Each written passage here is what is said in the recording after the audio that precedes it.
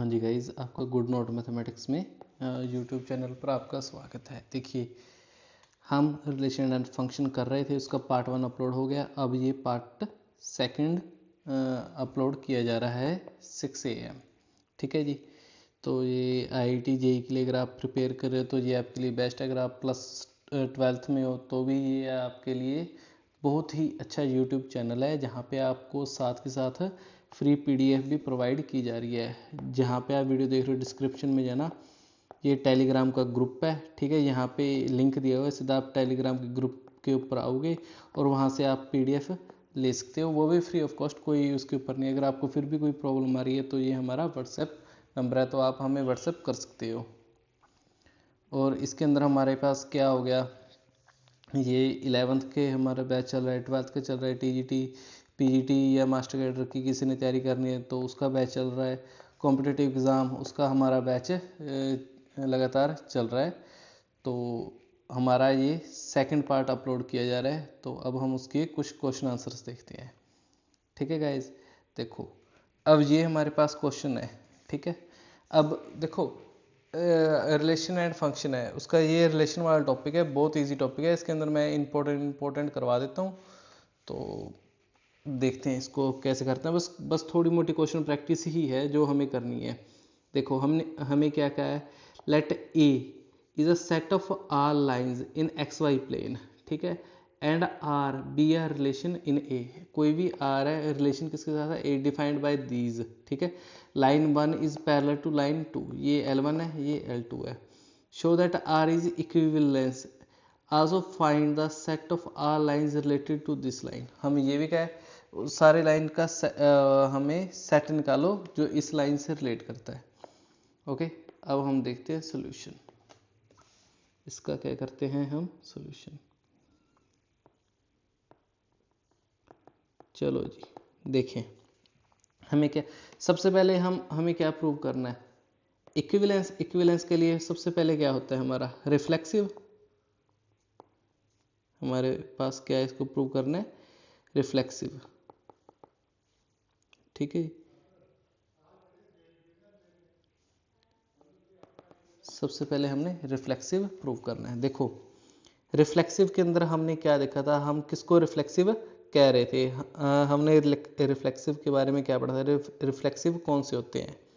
ठीक है, आपको पिछली वीडियो कुछ याद है जहाँ पे हमने किया था रिफ्लेक्सिव क्या होता है। देखो रिफ्लेक्सिव के अंदर हमने देखा था कि अगर हमारे पास कोई भी सेट है, थोड़ा सा ब्रीफ बता देता हूँ, कोई सेट ए है, 1 2 3 दिया है। ठीक है, रिफ्लेक्सिव के अंदर हमारे पास क्या था, A, उस R सेट के अंदर होना चाहिए। ठीक है, जैसे यहाँ पे हमारा 1, 1 2, 2 और 3, 3 तो होना चाहिए, इसके अलावा कुछ और आ जाए, जैसे 2, 1 आ जाए, हमें कोई प्रॉब्लम नहीं है, पर ये 3 तो इसके अंदर होने चाहिए। अब देखो रिफ्लेक्सिव के अंदर यानी हमारे पास A, होना चाहिए, तो A है क्या, यहाँ पे line L1 is parallel to L2, क्या ये रिफ्लेक्सिव के अंदर आएगा। देखो हमने क्या ले लिया, L। ठीक है, L क्या है, be an arbitrary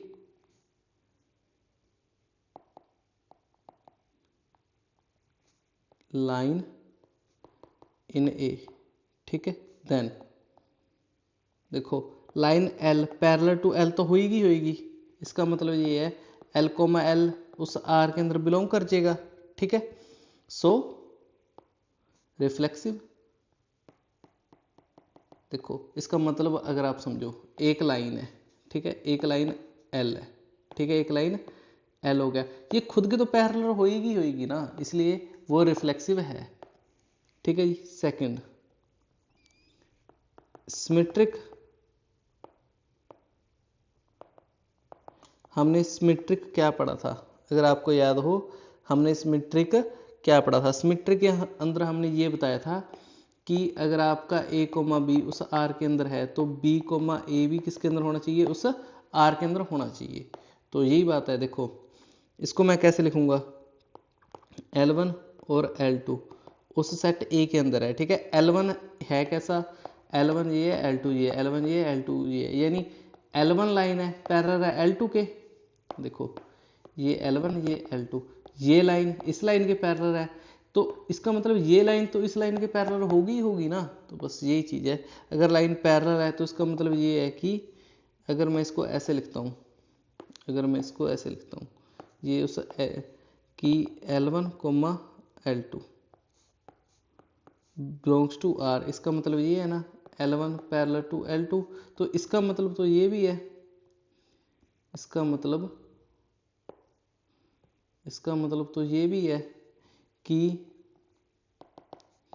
L2 parallel to L1, तो इसका मतलब L2 L1 भी किस में बिलोंग कर गया, R में, ठीक है। सो R इज सिमेट्रिक। आई बात समझ में। तो थर्ड रह गया ट्रांजिटिव। अब ट्रांजिटिव के अंदर क्या होता है, देखो हमने क्या ले लिया, L1 L2 L3 किसी सेट A के अंदर बिलोंग कर रहे हैं, ठीक है। L1 L2 एंड L3 किसी सेट A के अंदर बिलोंग कर रहे हैं, वो भी इस तरह such that L1 L2 belongs to A और L2 L3 belongs to A, belongs to any R, उस सेट R के अंदर। तो इसका मतलब हमारे पास क्या आना चाहिए, L1 L3 भी उस R के अंदर होना चाहिए। क्यों, क्योंकि इसका मतलब क्या था कि L1 पैरेलल टू L2, इसका मतलब क्या था L1 ये L2 पैरेलल टू L3, ठीक है। तो इसका मतलब ये नहीं हो गया, तो इसका मतलब ये नहीं हो गया L1 parallel to L2 parallel to L3, तो इसका मतलब तो ये हो गया, इसका मतलब ये हो गया कि L1 पैरेलल टू L3, तो हम ये लिख सकते हैं, बस हो गया भाई, हम ऐसे इसको प्रूव करते हैं। सो ट्रांजिटिव, ठीक है। अब कोई भी चीज़ है रिफ्लेक्सिव है, सिमेट्रिक है, ट्रांजिटिव है, थश R is reflexive, symmetric and transitive. So R is an equivalence relation। बस हो गया भाई, ये हमारा सॉल्यूशन है। आई बात आपको समझ, तो हमारा वो क्या इक्विवेलेंस रिलेशन। चलो अगला करते हैं। ये देखिए हमारे पास ये क्वेश्चन है, तो इसको अब हम कैसे करेंगे, हमको ये क्या प्रूव करना है कि ये भी इक्विवेलेंस रिलेशन है या नहीं। हमें देखो क्या है, show that R is a set, ठीक है। R किसका सेट, कोई हमारे पास A दिया हुआ है, ठीक है। हमारे पास सॉल्यूशन जो हमारे पास A है वो है क्या 1 2 3, और जो R गिवन है वो हमारे पास है क्या 1 1 2 2 3 3 1 2 और 2 3। पहला रिफ्लेक्सिव, क्या ये रिफ्लेक्सिव है। रिफ्लेक्सिव के अंदर हम क्या चेक करेंगे, रिफ्लेक्सिव के अंदर हम क्या चेक करेंगे, तो हम क्या लिखेंगे 1 1 2 2 और 3 3 किसके अंदर बिलोंग कर रहे हैं R, सो रिफ्लेक्सिव। तो रिफ्लेक्सिव तो हो गई ना अगर ये उसके अंदर बिलोंग कर रहे हैं। सेकंड सिमेट्रिक, सिमेट्रिक कैसे प्रूव करते हैं, सिमेट्रिक के अंदर हमारा है क्या था A B उस R के अंदर बिलोंग कर रहा है, तो B A भी उस R के अंदर बिलोंग करना चाहिए। हमें प्रूव क्या करना था कि ये सिर्फ रिफ्लेक्सिव है, ना तो ये सिमेट्रिक है ना ये ट्रांजिटिव है। देखो यहाँ पे 1 2 बिलोंग कर रहा है पर 2 1 नहीं कर रहा, तो बस सिमेट्रिक नहीं है। 1 2 belongs to R but 2 1 but 2 1 does not belongs to R, so not symmetric। Plus हो गया, and third transitive, third transitive. Transitive कैसे प्रूव करेंगे? तो देखिए ट्रांजिटिव के अंदर है क्या था, ए कोमा बी आर के अंदर है, बी कोमा सी आर के अंदर है, तो हमारा ए कोमा सी भी किसके अंदर बिलोंग करना चाहिए, आर के अंदर। तो करके देखो इसके अंदर होगा क्या, देखो हमारा 1,2 भी आर के अंदर है और 2,3 भी आर के अंदर है, बट 1,3 उस आर के अंदर नहीं है, सो नॉट ट्रांजिटिव। तो ये तो हमें प्रूव करना था कि वो सिर्फ रिफ्लेक्सिव है, ना तो सिमेट्रिक है ना ही ट्रांजिटिव है। ओके, तो अब देखते हैं अगला क्वेश्चन। ओके, तो इसको देखो, इसको ध्यान से पढ़ो। अब हम क्वेश्चन थोड़े से हार्ड लेते रहेंगे, ठीक है जी। तो आपको परेशान होने की ज़रूरत नहीं है, क्वेश्चन ही हम जानबूझकर ही थोड़े से हार्ड ले रहे हैं। इसको थोड़ा सा पढ़ो और इसको करके देखते हैं। चलो देखिए इसको, इसके अंदर हमें क्या क्या रखा है, इसके अंदर हमें क्या क्या रखा है, हमें क्या कहा है कि let S be a set of R real number, ठीक है, एस के set of R real number and R is a relation in S defined by r equal to this, show that r is reflexive and transitive but not symmetric. Okay, solution। ऐसे question कुछ ज़्यादा easy होते हैं जहाँ पे हमें show करना पड़ता है कि वो रिफ्लेक्सिव और सिमेट्रिक है, बट रिफ्लेक्सिव और ट्रांजिटिव है। जब हमें ये चीज़ शो करनी हो, रिफ्लेक्सिव है तो हमें सीधा प्रूव ही करना है ये रिफ्लेक्सिव है। फर्स्ट रिफ्लेक्सिव,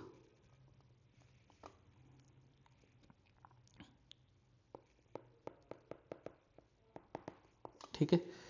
रिफ्लेक्सिव को हम कैसे करेंगे,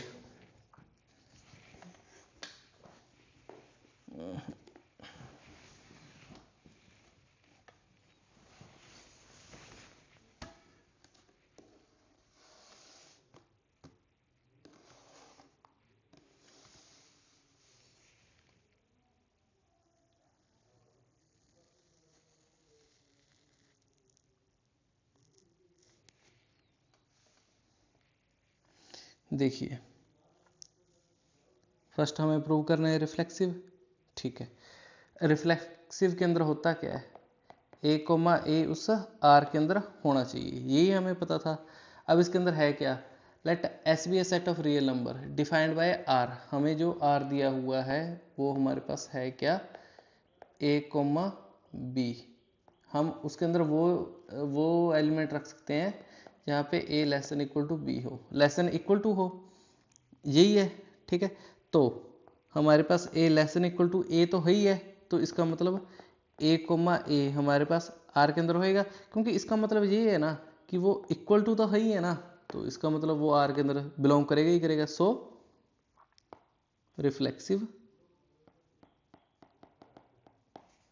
अब आ जाओ सेकंड सिमेट्रिक,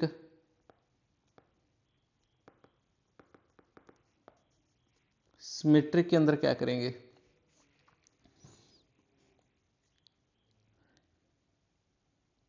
अब देखो अब हमें क्या क्या रखा है कि सिमेट्रिक के अंदर क्या होता है, अगर ए कोमा बी उस आर के अंदर है तो बी कोमा ए भी उस आर के अंदर होना चाहिए, बट यहाँ पे आर है ना जो, ठीक है, यहाँ पे जो आर है हम इसको ना एग्जाम्पल के तौर पे कर लेते हैं, जैसे 4 लेस देन इक्वल टू 5, ठीक है। तो इसको तो मैं ऐसे लिख सकता हूँ 4,5 belongs to R, but 5 not less than equal to 4, ठीक है।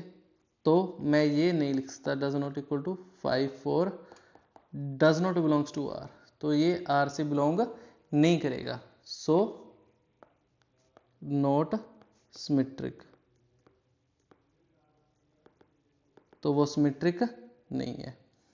तो अब रह गया ट्रांजिटिव। देखो हम एग्जाम्पल भी ले सकते हैं, इसके अंदर कोई दिक्कत नहीं है, क्योंकि वो हमें क्या था, सेट ऑफ रियल नंबर कहा था ना, हमें देखो ये हमें क्या कहा था कि सेट ऑफ रियल नंबर, हमें सिर्फ एक ही शो करना है तो हम रियल नंबर में भी शो कर सकते हैं। तो अब रह गया ट्रांसटिव, थर्ड किसका है, ट्रांसटिव। हाँ जो ट्रांसटिव को हम कैसे करेंगे, वो रिफ्लेक्सिव है, सिमेट्रिक है। अब ट्रांसटिव आ जाओ। ट्रांसटिव के अंदर हमारा क्या था, ए कोमा बी उस आर के अंदर है, बी कोमा सी उस आर के अंदर बिलोंग कर रहा है, तो ए कोमा सी भी उस आर के अंदर होना चाहिए, ये हमारा ट्रांसटिव होता है। तो अब इसको प्रूव करते हैं कि वो ट्रांसटिव है कि ना। अब देखो ए कोमा बी उस आर के अंदर है, तो इसका मतलब क्या है, A is less than equal to B. B comma C उस आर के अंदर है, तो इसका मतलब क्या है, B is less than equal to C. तो इसका मतलब ये होगा ना, A is less than equal to B less than equal to C, तो इसका मतलब ये है A is less than equal to C, तो इसका मतलब तो ये होगा ए कोमा सी भी किसके अंदर बिलोंग कर गया, आर के अंदर। तो ये तो होगा ही होगा ना, सो ट्रांसटिव। हमें ये तो प्रूव करना था, हो गया सोल्यूशन। आई होप आपको ये सब बातें समझ में आ रही होंगी, कौन सा रिफ्लेक्सिव है, कौन सा सिमेट्रिक है, कौन सा ट्रांजिटिव है। ठीक है जी। अब आए थोड़े से हार्ड क्वेश्चन के ऊपर, अब हम चल रहे हैं। तो ये देखो अब हमें क्या बता रखा है,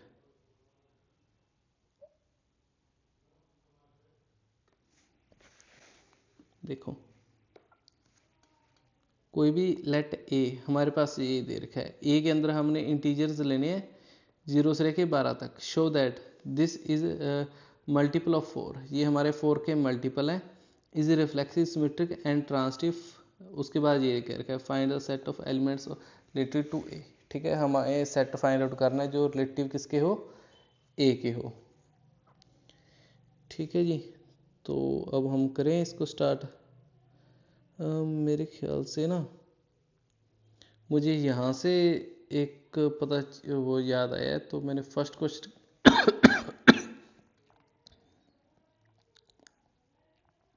फर्स्ट क्वेश्चन के अंदर ये था ना, also find the lines related to y equal to 3, ये रह गया मेरे पास।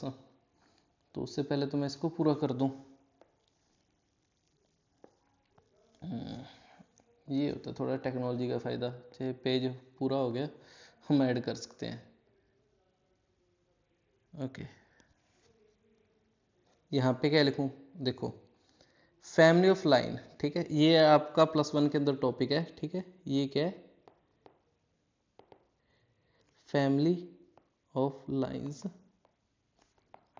Parallel to line y equal to 3x + 5 is given by y equal to 3x + k। ठीक है, where k is any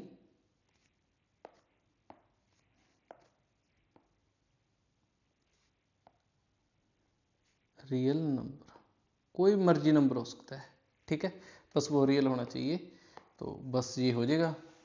ठीक है, हमें एक ये चीज़ और प्रूव करनी थी ना, तो ये मेरे उस क्वेश्चन में फर्स्ट के अंदर रह गई थी, तो हमने कर दी। मुझे इसके अंदर जाके याद आया था, इसको देख के याद आया था।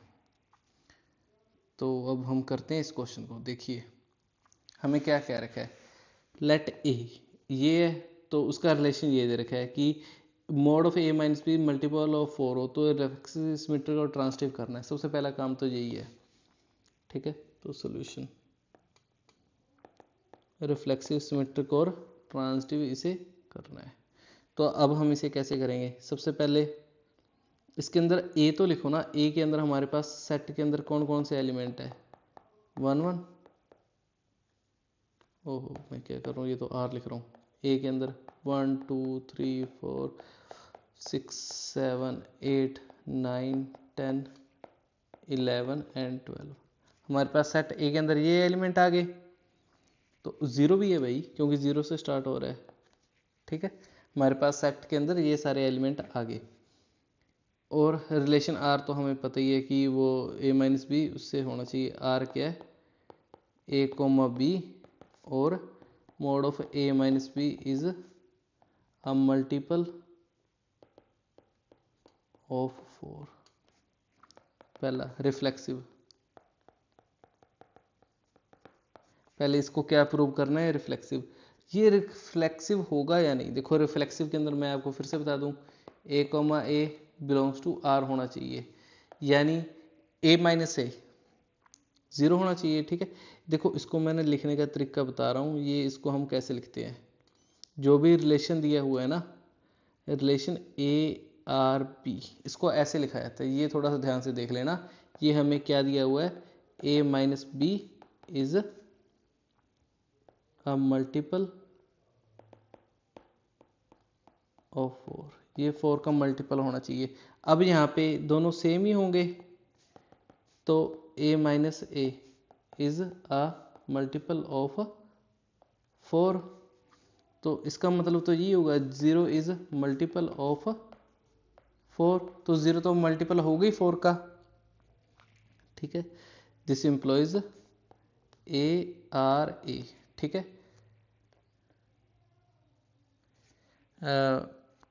यानी ये उसको कंडीशन को सेटिस्फाई कर गया। ठीक है,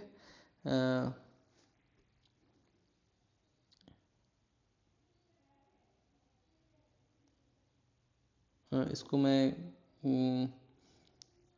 ए आर इज रिफ्लेक्सिव, ये हमारे पास क्या है, इज रिफ्लेक्सिव, ये हमारा रिफ्लेक्सिव होगा। अब हमारे पास सेकंड आ गया सिमेट्रिक। अब हमारे पास सेकंड क्या आ गया, सिमेट्रिक।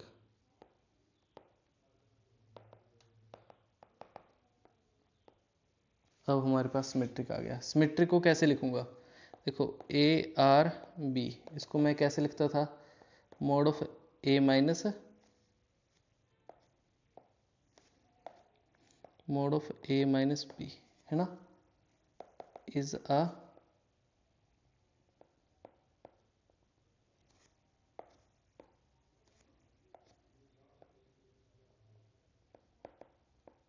मल्टीपल ऑफ 4, वो किसका मल्टीपल है, 4 का। तो इसका मतलब बी आर ए, हमें ये प्रूव करना है कि ये भी उसके अंदर एग्जिस्ट करेगा। देखो सिमेट्री के अंदर होता क्या था, ए कोमा बी अगर आर के अंदर है तो बी कोमा ए भी आर के अंदर होना चाहिए। ठीक है, तो मैं इससे इसको ऐसे लिख सकता हूँ, मैंने माइनस कॉमन ले लिया, माइनस कॉमन ले लिया, ये क्या हो गया, ये हो गया बी माइनस ए। इसके अंदर मैं इसको कैसे लिख सकता हूँ, B minus A is a multiple of 4। कोई दिक्कत पड़ेगी अगर मैंने माइनस कॉमन ले लिया, तो इसका मतलब क्या हो गया, B minus A is a multiple of 4। ठीक है, वो भी 4 का मल्टीपल होगा, तो इसका मतलब क्या हो गया, ये अपना बी आर ए नहीं बन गया। ठीक है, इज अ मल्टीपल ऑफ 4। ठीक है, इसको हम ये कह सकते हैं, तो इसलिए आर इज सिमेट्रिक। देखो दिक्कत क्या है ना, हमें ये नहीं समझ आ रहा, बस ये कह रहा है कि बी का रिलेशन ए से है, इसका मतलब ए का रिलेशन बी से है, तो उसको हम ऐसे लिखते हैं। आगे थर्ड ट्रांजिटिव। ट्रांजिटिव के अंदर अब क्या होगा, देखो ट्रांजिटिव के अंदर हमने क्या लिखा है, ए कोमा बी अगर आर से है, बी कोमा सी आर से है, तो ए कोमा सी भी किससे बिलोंग करना चाहिए, आर से, तो उसको हम ट्रांजिटिव कह देंगे। तो इसको अब हम करते हैं, ट्रांजिटिव कैसे करेंगे, तो देखिए हमने क्या ले लिया, let A R B and B R C, ये तो है ही है, देन ठीक है, तो ये तो है ही है। ठीक है, तो इसका मतलब A R B and B R C is multiple of 4। ये रिलेशन तो 4 का मल्टीपल है ही है, हमें बी और सी का निकालना है। ठीक है, हमें ए और सी का निकालना है। ठीक है, तो this implies A R B से, इसका मतलब तो ये हो गया कि A minus B is multiple of 4। अगर ये 4 का मल्टीपल है तो इसको ऐसे लिख सकता हूँ, इज इक्वल टू 4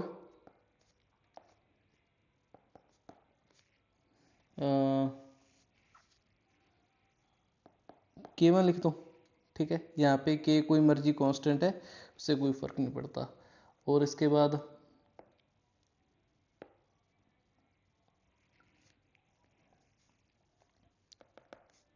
BRC, तो इसका मतलब तो ये होगा B minus C is multiple of 4, ठीक है। तो इसको मैं 4K2 लिख सकता हूँ, ठीक है। देन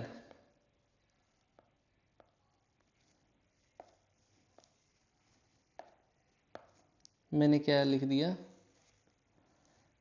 जो मेरा था A माइनस बी, ये कितना था 4K1, और B माइनस सी ये कितना है 4K2 है, ठीक है।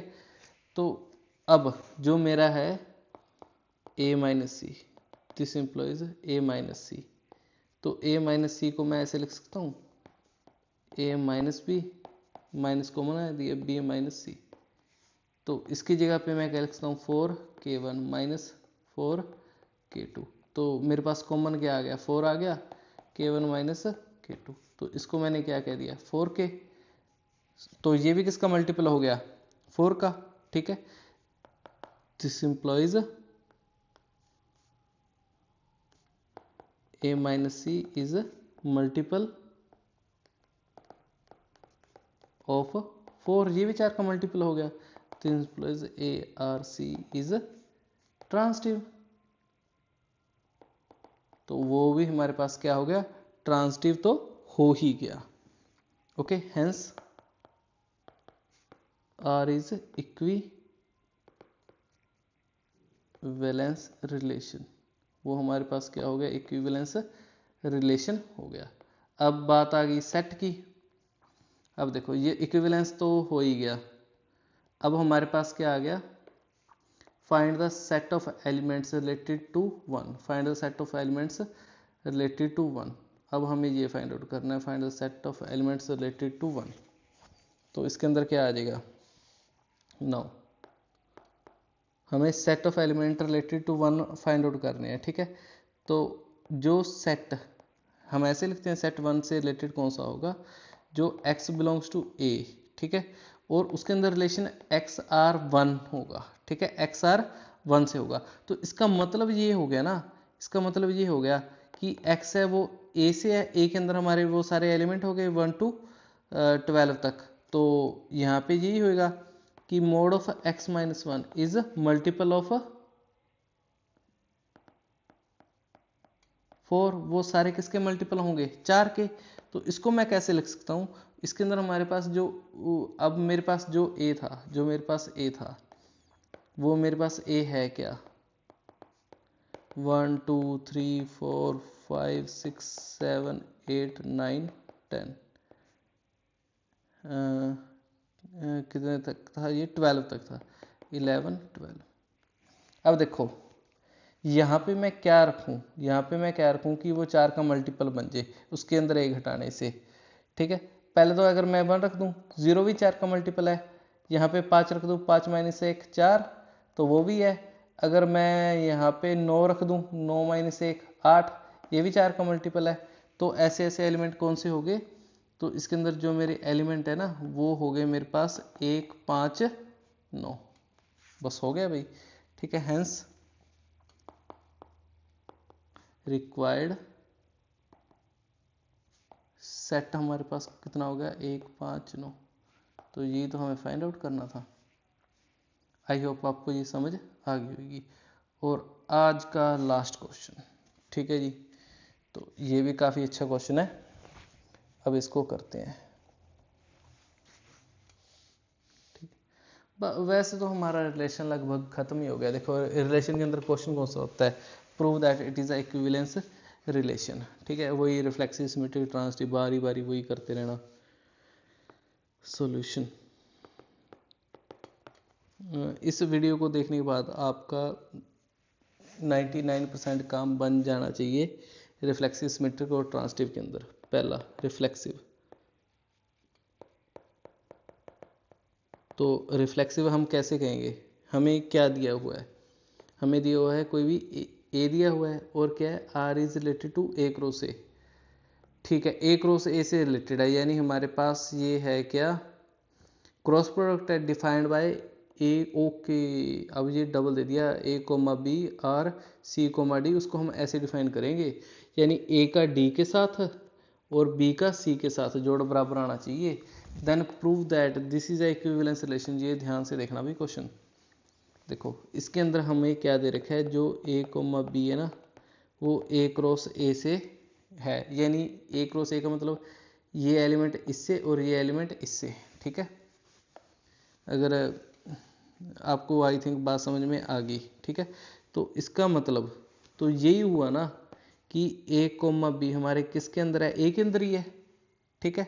और इसके अंदर हमें क्या दे रखा है, इसके अंदर हमें ये दे रखा है A plus B equal to B plus A, ठीक है, हमें ये चीज़ दे रखी है। अब बात सुनो, अब आ गई रिफ्लेक्सिव की बात, ठीक है जी। ये रिफ्लेक्सिव है एक्चुअल में, हमें देखो क्या दे रखा था, मैं ना इसको थोड़ा सा अच्छी तरीके से और लिखता हूँ, इसको मैं थोड़ा सा अच्छे तरीके से और आपको समझाता हूँ। इसको रिफ्लेक्सिव के अंदर हमें ना जो आर दे रखा है, इसको ना मैं इसको बहुत अच्छे तरीके से समझाना चाहता हूँ। पहले तो ए हमारे पास कितना है 1 2 3 4 5 6 7 8 9, और जो ये हमारे पास है ए बी आर, ये आपका भाई बोर्ड के एग्ज़ाम में सबसे इम्पोर्टेंट क्वेश्चन यही होता है, ठीक है। और A plus D equal to B plus C for all, ठीक है, किसके लिए, जो भी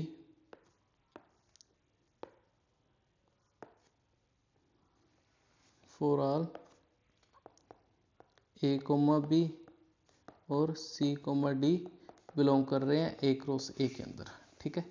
पहले रिफ्लेक्सिव, रिफ्लेक्सिव के अंदर होता क्या है, हमें पता है ना ए कोमा ए उस आर के अंदर होना चाहिए, ए कोमा ए को ए आर ए लिखूंगा ना। अब यहाँ पे क्या लिखूंगा, यहाँ पे मैं A comma B R A comma B लिखूंगा, बस ये चीज़ लिखनी है।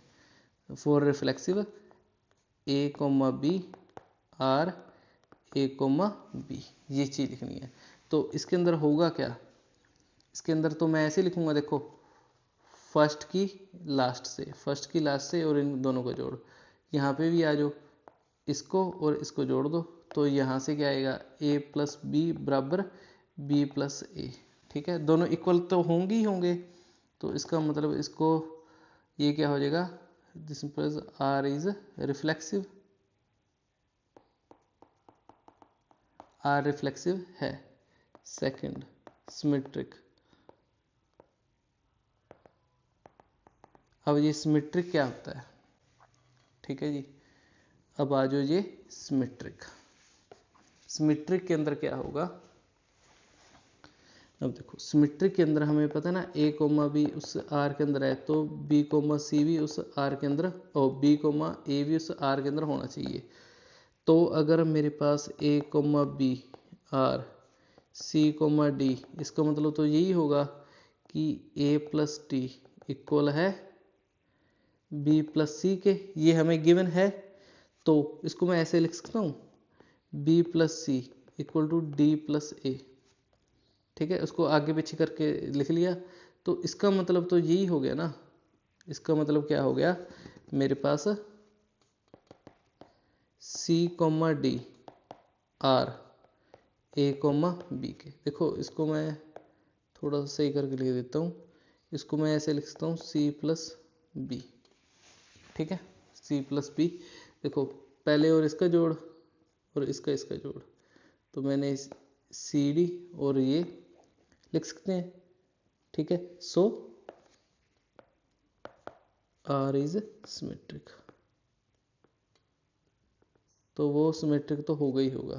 थर्ड ट्रांजिटिव,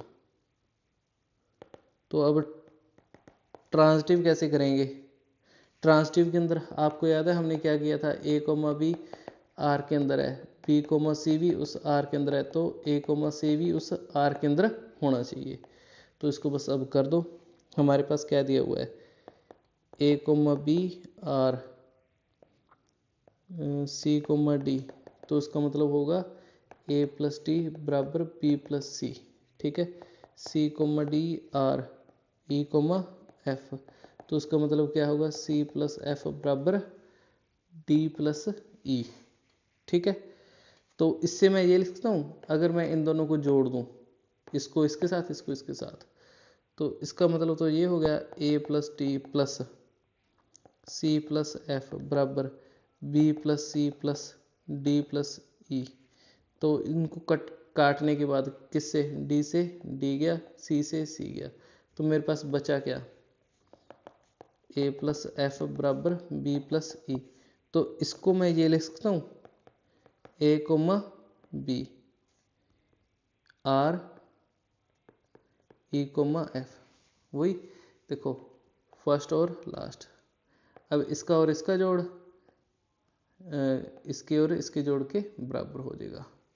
ठीक है, हम यही लिखते होते थे ना, हम देखो हम यही लिखते होते हैं, जो मुझे दे रखा था इसका और इसका, फर्स्ट और लास्ट का, बीच वाले दो का, वो यहाँ पे, तो यहाँ पे भी वही है, फर्स्ट और लास्ट का और बीच वाले दो का जोड़ बराबर है। तो ई और एफ, और इसको हम ऐसे लिख सकते हैं, सो ट्रांसिटिव।